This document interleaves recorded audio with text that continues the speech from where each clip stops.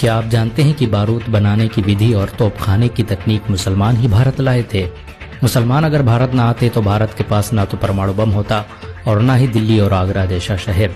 मुसलमानों के बगैर भारत रॉकेट टेक्नोलॉजी से भी महरूम रहता, क्योंकि इसे बनाने वाला टीपू सुल्तान एक मुसलमान था।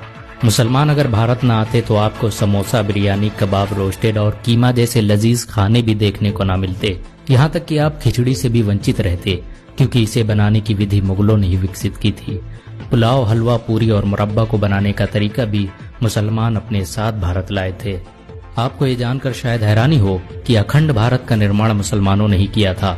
देश के तिरंगे झंडे को डिजाइन करने वाली महिला सुरैया तैयब जी एक मुसलमान थी।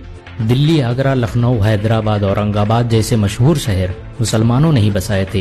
एक अंदाजे के मुताबिक मुसलमानों ने भारत में 10,000 से अधिक गांवों और कस्बों का निर्माण किया, जो आज भी भारत की शान माने जाते हैं।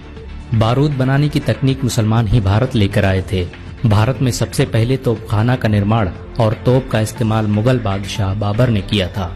मुर्शिदाबाद, बीजापुर, तंजौर जैसे शहरों में मुसलमानों ने ही सबसे पहले शस्त्र बनाने के कारखाने स्थापित किए। ये भारत के पहले कारखाने थे जहां पर बंदूकों, तोपों और रॉकेटों का निर्माण किया जाता था। मुसलमानों के आने से पहले भारतीयों को बंदूक बनाने की तकनीक के बारे में कोई अंदाजा नहीं था।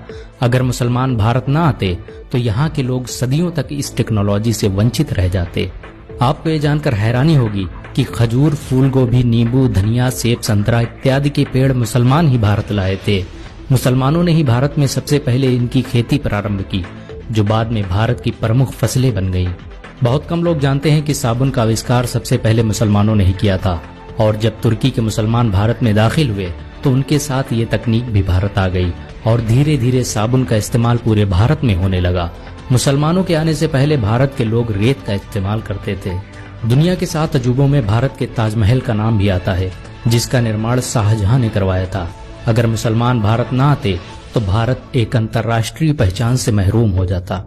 मुस्लिम शासकों ने भारत में 6 लाख से भी अधिक इमारतें बनवाई, जिनसे हर साल भारत सरकार अरबों रुपये की कमाई करती है।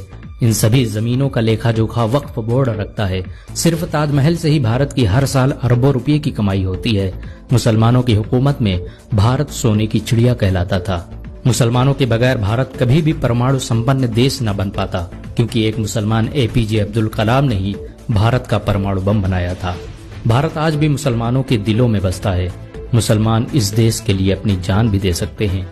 अगर एक मुसलमान होने के नाते आपको गर्व महसूस हुआ हो तो इस वीडियो को लाइक और शेयर जरूर करें। ऐसी और वीडियो को देखने के लिए हमारे चैनल को सब्सक्राइब करें, घंटा जरूर दबाएं। अगर आप यह वीडियो फेसबुक पर देख रहे हैं तो हमारे पेज इंडियन मुस्लिम्स को जरूर लाइक करें।